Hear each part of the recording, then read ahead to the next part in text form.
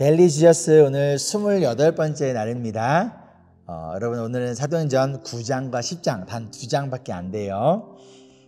우리 9장은요. 우리 스데반 집사님을 죽이는 데 앞장섰던 사울의 회심을 기록하고 있습니다. 이 사울이 바울이 되기 전 사울이죠. 그리스도인들을 죽이기 위해서 여전히 그런 열정과 패션을 가지고 다메섹으로 가던 중에 사울은 예수님을 만나요. 사울이 예수님을 찾아간 게 아니라 예수님이 사울을 찾아오십니다. 그리고 예수님을 만난 사울은 눈이 멀게 되고요. 그런 눈먼 사울을 예수님은 버려두지 않으세요. 예수님의 제자 중 하나였던 아나니아를 보내셔서 사울의 눈을 고치십니다. 이렇게 예수님을 만난 사울은 더 이상 예수님을 믿는 자들을 죽이는 자가 아니라 오히려 예수님을 위하여 죽음을 각오하는 자로 변하게 됩니다. 이처럼 예수님을 만난 자는 반드시 변화가 되어지게 되어 있습니다. 또한 베드로의 이야기가 나오는데요. 오늘 말씀에 옥상에서 기도하던 베드로는 환상을 보게 돼요.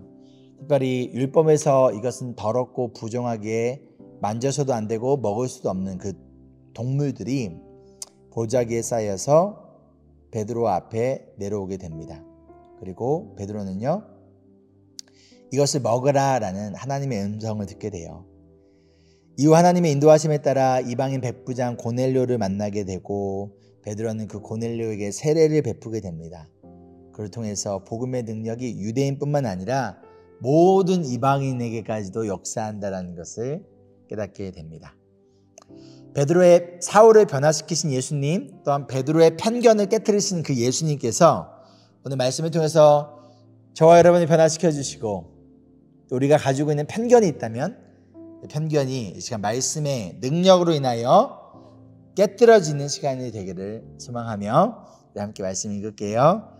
사도행전 9장 그리고 10장입니다. 사울은 여전히 주님의 제자들을 위협하면서 살기를 띠고 있었다.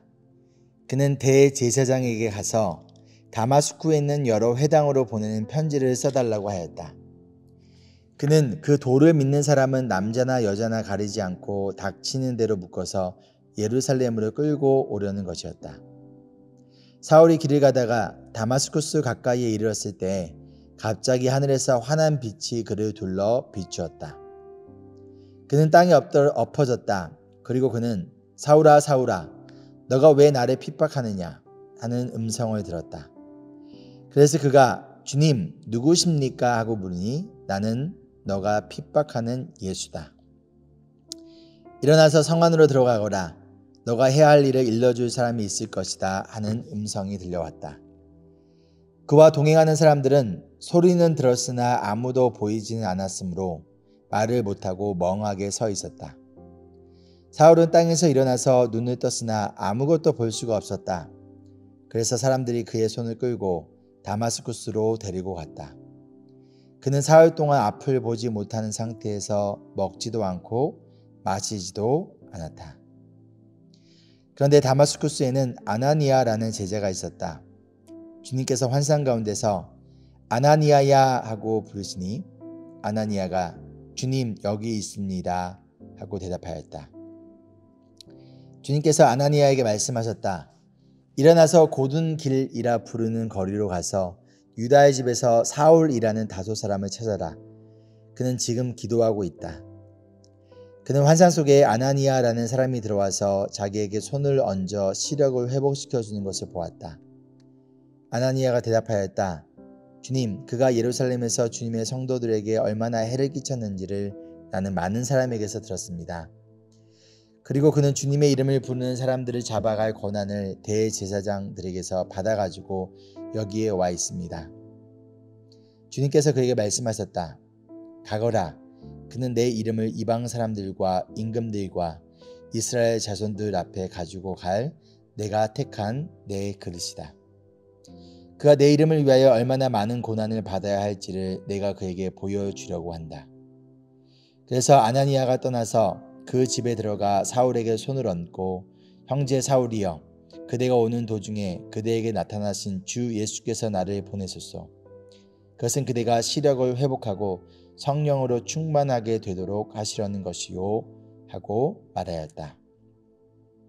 곧 사울의 눈에서 비닐 같은 것이 떨어져 나갔고 그는 시력을 회복하였다. 그리고 그는 일어나서 세례를 받고 음식을 먹고 힘을 얻었다. 사울은 며칠 동안 다마스쿠스에 있는 제자들과 함께 지냈다. 그런 다음에 그는 곧 여러 회당에서 예수가 하나님의 아들이심을 선포하였다. 그 말을 듣는 사람들은 다 놀라서 말하였다. 이 사람은 예루살렘에서 예수의 이름을 부르는 이들을 마구 죽이던 바로 그 사람이 아닌가. 그가 여기 온 것도 그들을 잡아서 대제사장들에게로 끌고 가려는 것이 아닌가. 그러나 사울은 더욱더 능력을 얻어서 예수가 그리스도이심을 증명하면서 다마스쿠스에 사는 유대 사람들을 당황하게 하였다. 여러 날이 지나서 유대 사람들이 사울을 죽이기로 모의하였는데 그들의 음모가 사울에게 알려졌다. 그들은 사울을 죽이려고 밤낮으로 모든 성문을 지키고 있었다. 그러나 그의 제자들이 밤에 사울을 광주리에 담아서 성 바깥으로 달아내렸다. 사울이 예루살렘에 이르러서 거기에 있는 제자들과 어울리려고 하였으나 그들은 사울이 제자라는 사실을 믿을 수가 없어서 모두들 그를 두려워하였다. 그러나 바나바는 사울을 받아들여 사도들에게로 데려가서 사울이 길에서 주님을 본 일과 주님께서 그에게 말씀하신 일과 사울이 다마스쿠스에서 예수의 이름으로 담대히 말한 일을 그들에게 이야기해 주었다. 그래서 그들은 제자들과 함께 지내면서 예루살렘을 자유로 드나들며 주님의 이름으로 담대하게 말하였고 그리스 말을 하는 유대 사람들과 말을 하고 토론을 하기도 하였다. 그러나 유대 사람들은 사울을 죽이려고 꾀하였다. 신도들이 이 일을 알고 사울을 가이사랴로 데리고 내려가서 다소로 보냈다. 그러는 동안 교회는 유대와 갈릴리와 사마리아 온 지역에 걸쳐서 평화를 누리면서 튼튼히 서갔고 주님을 두려워하는 마음과 성령의 위로로 정진해서 그 수가 점점 늘어갔다. 32절입니다. 베드로는 사방을 두루 다니다가 룻다에 내려가서 거기에 사는 성도들도 방문하였다. 거기서 그는 8년 동안이나 중풍병으로 자리에 누워있는 애니야라는 사람을 만났다. 베드로가 그에게 애니야여 예수 그리스도께서 그대를 고쳐주십니다. 일어나서 자리를 정돈하시오 하고 말하니 그는 곧 일어났다. 룻다와 샤론에 사는 모든 사람이 그를 보고 주님께로 돌아왔다. 그런데 요바에 다비다라는 여제자가 있었다. 그 이름은 그리스 말로 번역하면 도르가인데 이 여자는 착한 일과 구제 사업을 많이 하는 사람이었다. 그 무렵에 이 여자가 병이 들어서 죽었다. 그래서 사람들이 그의 시신을 씻겨서 다락방에 두었다. 룻다는 요바에서 가까운 곳이다. 제자들이 베드로가 룻다에 있다는 말을 듣고 두 사람을 그에게로 보내서 지체하지 말고 와 달라고 간청하였다. 그래서 베드로는 일어나서 심부름꾼과 함께 갔다. 베드로가 그곳에 이르니 사람들이 그를 다락방으로 데리고 올라갔다. 과부들이 모두 베드로 곁에 서서 울며 도르가가 그들과 함께 지낼 때 만들어둔 속옷과 겉옷을 다 내보여 주었다. 베드로는 모든 사람을 바깥으로 내보내고 나서 무릎을 꿇고 기도를 하였다. 그리고 시신 쪽으로 몸을 돌려서 다비다여 일어나시오 하고 말하였다. 그 여자는 눈을 떠서 베드로를 보고 일어나서 앉았다. 베드로가 손을 내밀어서 그 여자를 일으켜 세웠다. 그리고 성도들과 과부들을 불러서 그 여자가 살아있음을 보여주었다. 그 일이 온 요바에 알려지니 많은 사람이 주님을 믿게 되었다. 그리고 베드로는 여러 날 동안 요바에서 시몬이라는 무두장이의 집에서 묵었다. 아멘. 10장입니다. 가이사라에 고넬료라는 사람이 있었는데 그는 이탈리아 부대라는 로마 군대의 백부장이었다. 그는 경건한 사람으로 온 가족과 더불어 하나님을 두려워하며 유대 백성에게 자선을 많이 베풀며 늘 하나님께 기도하는 사람이었다. 어느날 오후 3시쯤에 그는 환상 가운데서 하나님의 천사를 똑똑히 보았다. 그가 보니 천사가 자기에게로 들어와서 고넬료야 하고 말을 하는 것이었다. 고넬료가 천사를 주시하여 보고 두려워서 물었다. 천사님 무슨 일입니까? 천사가 대답하였다. 내 기도와 자선 행위가 하나님 앞에 상달되어서 하나님께서 기억하고 계신다. 이제 욥바로 사람을 보내어 베드로라고도 하는 시몬이라는 사람을 데려오너라. 그는 무두장인 시몬의 집에 묵고 있는데 그 집은 바닷가에 있다. 그에게 말하던 천사가 떠났을 때 고넬료는 하인 두 사람과 자기 부하 가운데서 경건한 병사 하나를 불러서 모든 일을 이야기해주고 그들을 욥바로 보냈다. 이튿날 저들의 길을 가다가 욥바에 가까이 이르렀을 때 베드로는 기도하려고 지붕을 올라갔다. 때는 오정쯤이었다. 그는 배가 고파서 무엇을 좀 먹었으면 하는 생각이 들었다. 사람들이 음식을 장만하는 동안에 베드로는 황홀경에 빠져 들어갔다.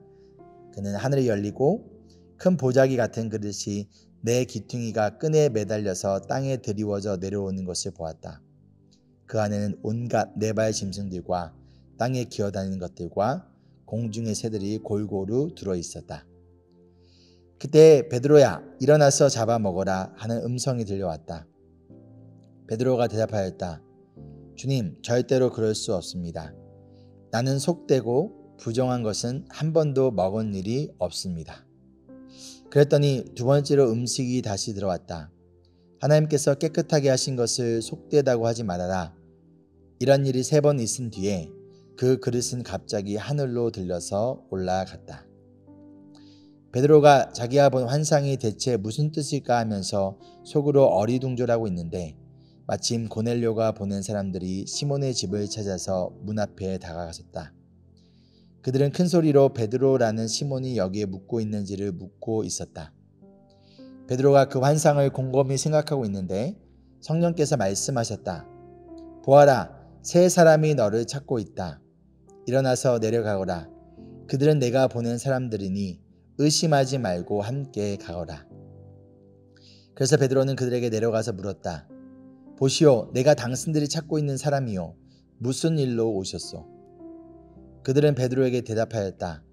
고넬료라는 백부장이 보내서 왔습니다. 그는 의로운 사람이요. 하나님을 두려워하는 사람입니다.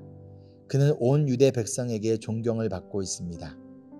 그는 사람을 보내어 당신을 집으로 모셔다가 말씀을 드리라는 지시를 거룩한 천사에게서 받았습니다.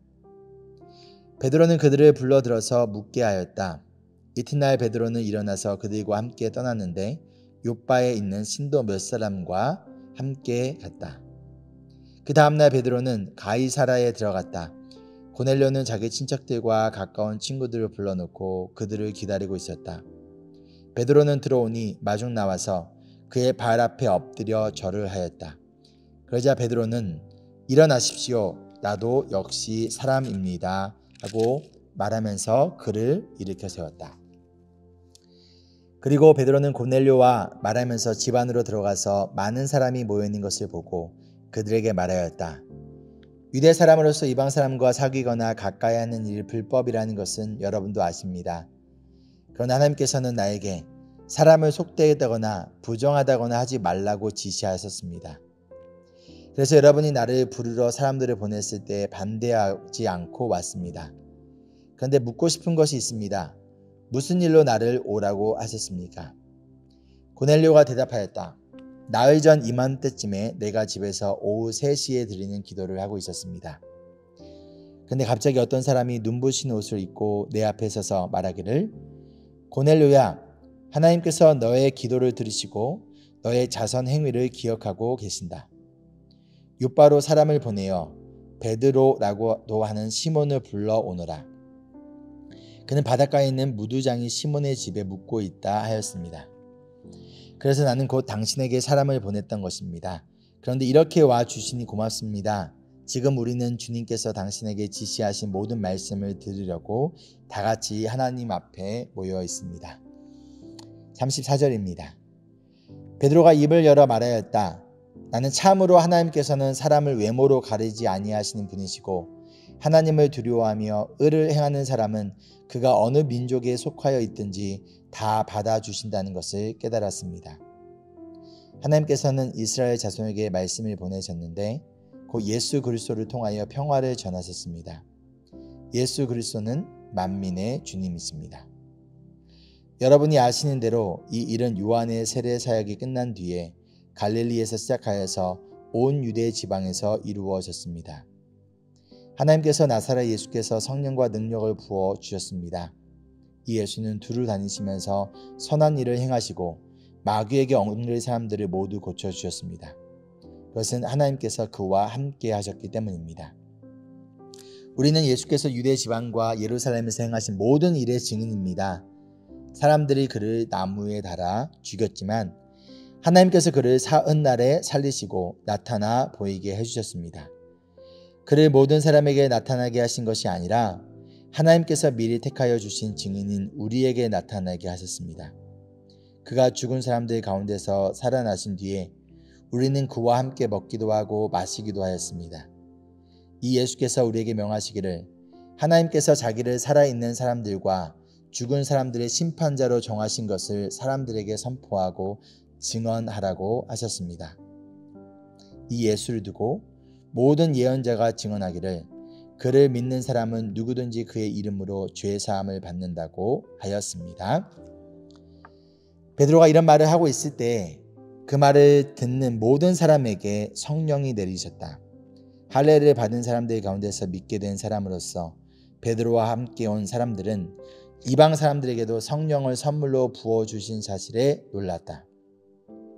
그들은 이방 사람들이 방언으로 말하는 것과 하나님을 높이 찬양하는 것을 들었기 때문이다.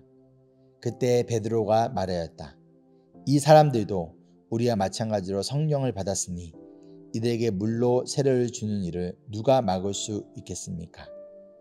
48절 함께 읽겠습니다. 그런 다음에 그는 그들에게 명해서 예수 그리스도의 이름으로 세례를 받게 하였다. 그들은 베드로에게 며칠 더 머물기를 정하였다. 아멘.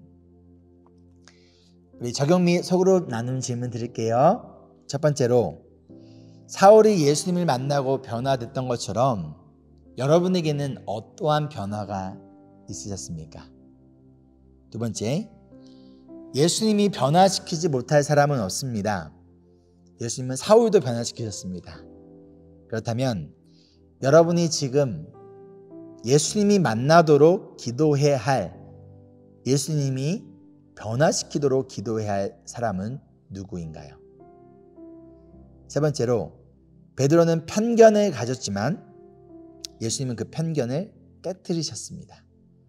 여러분이 가지고 있는 편견은 무엇인가요? 마지막으로, 오늘 말씀을 통해서 예수님이 여러분에게 원하시는 회개와 또한 믿음의 결단은 무엇인가요? 함께 기도하실까요? 사랑과 은혜가 풍성하신 주님, 예수님을 핍박했던 사울에게 찾아오시고 사울을 심판하신 것이 아니라 그를 영원한 심판에서 구원해 주신 그 예수님께서 이 시간 우리 성도님들을, 우리를 만나주시고 우리의 마음과 생각을 변화시켜 주시고 우리가 예수 그리스도를 위하여 목숨까지 내놓을 수 있는 예수님의 제자로 변화시켜 주시옵소서. 우리 가운데 있는 편견이 무엇입니까? 아버지, 그 편견을 발견하게 도와주시고 그 편견을 또한 변화시켜 주실 예수 그리스도의 복음의 능력을 사모하며 살아계신 예수 그리스도의 이름으로 기도합니다. 아멘. 오늘도 예수님을 만나고 예수님으로 인하여 변화되어지는 축복된 하루 되기를 소망합니다. Embrace Jesus, embrace people.